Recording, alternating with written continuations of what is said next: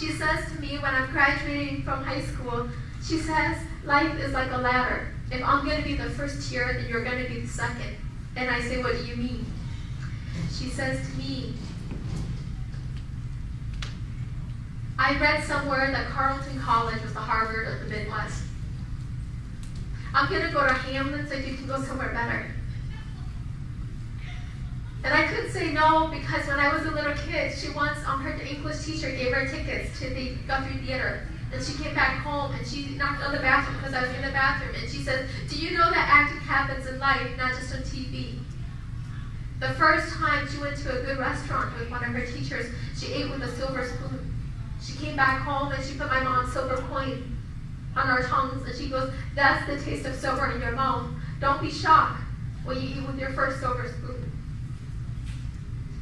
I loved her because she loved me, so I couldn't say no, so I applied to Carleton College. On my application, I said, my community wants me to become a doctor. My sister says that she'll become a lawyer. Like generations of immigrants and refugees before us, we believe that we need a doctor to heal what is broken in the human body, that we need a lawyer to protect the rights that we've never had enough of. But I don't really know what I want to be. I want to be the best person that I can be. And if you can help me, then maybe you're the right place for me. But if you can't help me become that person, then I should be somewhere else. I didn't talk. I was a selective mute growing up because when I was 7, we went to Kmart and my mom tried to ask for light bulbs. It was so simple. The light bulbs flickered one day and they were dying, and so we went to Kmart near the McDonough housing project where we were living. And my mom, who I thought was incredibly beautiful, she was younger than I am today. She goes up to the clerk and she points and she says, I'm looking for the thing that makes the world shiny, because she does not have the one word for light bulb. And the clerk listens to her a little bit, but my mother has an accent. So the clerk walks away and she doesn't come back. And the most beautiful woman I knew looked at her feet and she was ashamed before me. She didn't know where to look. Not at her little girl. So she looked at her feet, and I decided that the world did not need to hear my mom and dad, and it did not need to hear me, so I stopped talking. The voice that I speak to all of you with today is 2.5 years old. It is the age of my book. The night of the book launch is when I began speaking. I say that I belong to a song poet. On the night of the book launch, my father took me aside, and he said words that I will never forget because they are written into the fabric of my heart. Got up and I didn't think anybody was going to come, but I went into this thing and it was full of people who cared about me. People who weren't just Hmong. There were Somalis. There were a lot of white women, the women who looked like they had been my teachers. And librarians, because I love library books, because we couldn't afford books, so we went to the library a lot. And I couldn't find my voice, and my father took me aside in the nice jacket he owns. He owns one Brooks Brothers jacket that I bought him with my fellowship money from Columbia. He had on his jacket, he comes up and he holds my hands, and I can feel the roughness of his hands cutting into mine.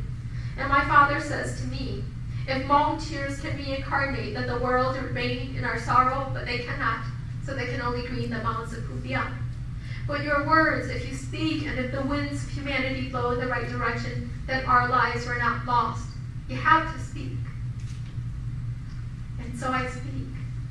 I go all over the country speaking now. I lecture on nonfiction, which is what I do. I am a professor of nonfiction at Eau Claire this year. I go and I speak to the power of the human story to change the human life. Not because I know it can, but because I understand that I am the happy ending that my mother and father and so many of you have been waiting for. Isn't that the reason why we all come here? Whether we reincarnate or not is less important than the fact that it is the next generation that will travel toward our happier endings. They will get as far into the future as we can possibly go. Right here in this room, right here, right now, each and every single one of you, it doesn't matter how old you are or how young, somewhere in time, there was a man and a woman. And you were as far into the future as they were ever going to get. You were the happy endings that they've been waiting for. And so you have become. And so I have become. My voice is a little bit tired because young writers are not paid to write. We are paid to speak if we have any chance of success at all. 透过海的梦，不是说从眼里呢，我连对古几个英国照的古英在这里，我就录。透过海的梦，这张眼里山告诉 This is how I sound like in my language. Much more beautiful than I can ever sound in English. English is like rocks in my throat. I have to sculpt them into shape before they can make sense to a bigger world. Hmong is the shade on a sunny day. I can rest, garner my strength. My father says when a man dying of thirst walks through a desert, what makes the difference is whether he swallows his own spit. And that's been the story of my life.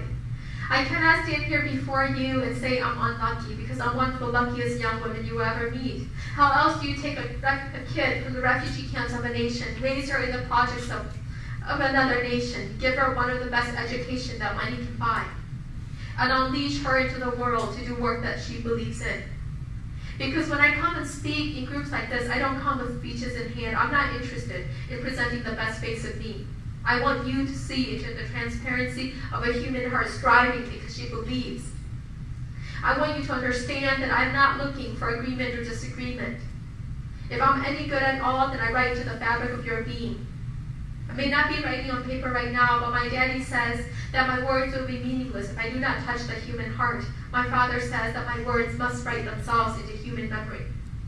It is not just me passing through your day.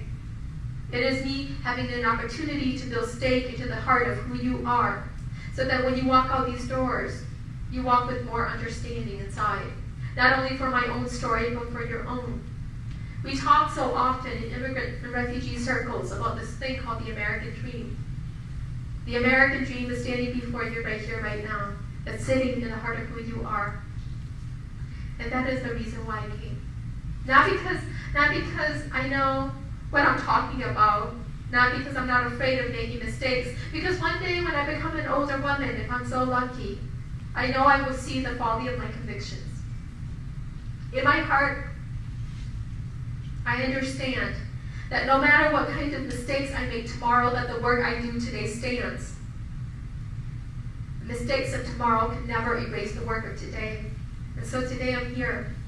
I'm going to do a little bit of a reading from my book, and then I'm just going to open up for a conversation, because I cannot be the engine of the learning that you must do. I can be here and I can give you the best of who I am. I can lend you my thoughts because I am a thinker. I like to think. I am the daughter of such a man and such a woman. And so I'm hoping that we'll just have a conversation. And the truth is that you ask me any question at all and I'll answer any way I want at all. Right? I need that freedom to move so that my thoughts can grow with your questions, so that I can become better at this thing that we call life. But this is from my book, The Latehomecomer.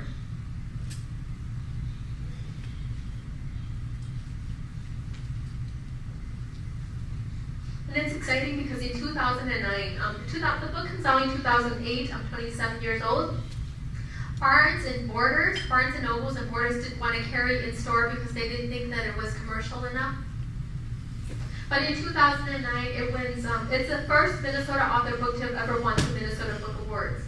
And I'm the youngest recipient of a Minnesota Book Award. And this book created history, the history of a people, but very much also in Asian American terms. The places where it's gone, the doors that it's opened up. So I owe a tremendous debt of heart to the people who believe in this book that I've written and the work that I do. I wouldn't be here if not for this book, because then I wouldn't have met John, because I wouldn't have met Ian, and I would be at home, probably, still trying to become a writer for one more day.